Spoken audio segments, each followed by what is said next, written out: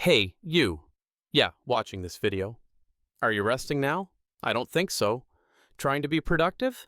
Well, kind of. If you watch this video until the end, just exist for a few seconds. Take a pause. You good? Okay. Because I will tell you what a real rest is. Deep, refreshing, restorative. And no, it's not another productivity hack on how to squeeze in 2 extra hours a day. You don't need garbage like that. Let those experts try using their phone when the battery is dead. What I am going to share is how to charge it, so you can become incredibly powerful. Operate at your peak, physically and mentally. Everyone keeps preaching about using time productively. Not a single minute should go to waste. Watching your favorite show? Better watch it in the language you're learning. Working out? Listen to a self-improvement audiobook. Just got home from work? Keep grinding through that online course. Before bed, don't forget to write in your diary. Hell, it seems like you can't even fart anymore because it's not productive. We've turned life into a never-ending TED Talk where even bathroom breaks are opportunities. And the worst part? We feel guilty when we're not doing it. Like we're failing some invisible test where the grading system is designed to keep us exhausted. Another pain topic, work crunches. You know the drill, deadlines spiraling, some crisis hits. As a responsible employee, you handle it all, solve the problem. You're a professional, right? Your boss loves that. The reward? Their bonus for brilliant management. You? Just a pawn on the board. I used to be that pawn. Once pulled 72 hours straight during a company emergency. Know what I got? A burnout and permanent eye twitch. Meanwhile, my manager bought a boat. There's an old tale about two fishermen. One fished day and night, bragging about his hustle. The other napped in his boat, letting the tides work. Guess who caught more? The rested fisherman, because he knew when to let the net sink deep versus yanking it empty every 5 minutes. Rest isn't quitting. It's a strategy. How do you rest now? Watching YouTube while eating? Scrolling TikTok while half watching a movie you don't even like? That's not a rest. That's a distraction theater. You're not Julius Caesar multitasking.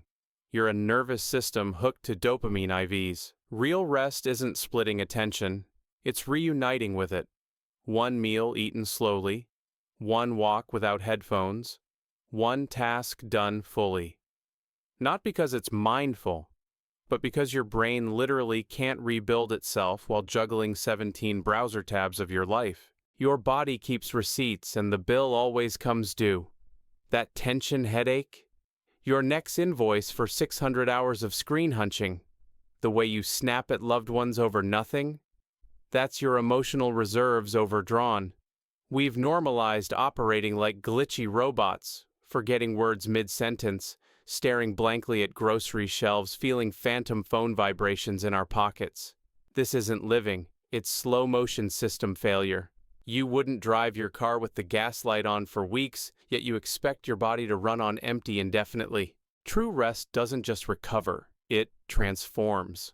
Decisions come from clarity, not caffeine shakes and energy drinks. Creativity arrives unforced, like a cat choosing your lap. You say no without guilt, like closing a book when you're full of its story. Laughter returns to its natural, unmeasured rhythm. This isn't magic, it's your prefrontal cortex finally getting bandwidth, like defragging a hard drive, except the hard drive is your soul. Set boundaries like your sanity depends on it, because it does. Start small and simple. Eat that one meal a day without screens, chewing like you taste food for the first time. Schedule blank spaces in your calendar to simply gaze out the window.